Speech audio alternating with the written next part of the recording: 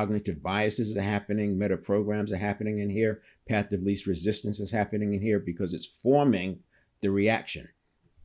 So if you watch a cat that has a reaction time of anywhere from 40 to 80 milliseconds, and you've seen these things where they use a snake or a cucumber or aluminum foil or whatever, the cat jumps.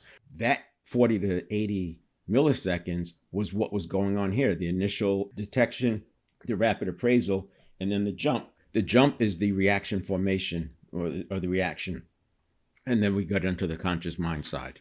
And this is the 712 depiction, 712, 712, because if we don't do that, we run the risk of doing this.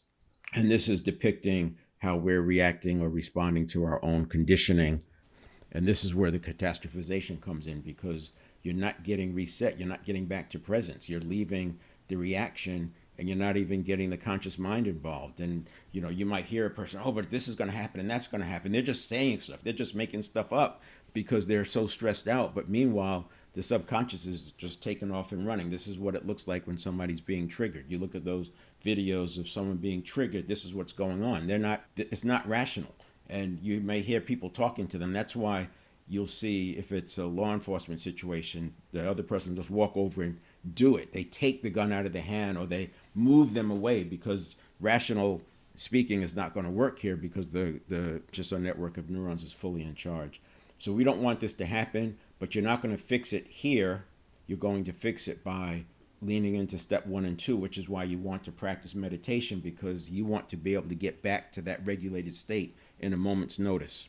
And here is, this slide depicts how, when I describe what happens in muscle memory in physical skills, most people would agree. There's no pushback there. And that's what's depicting over here. Most people understand that it's neurons and elements that make up the movement.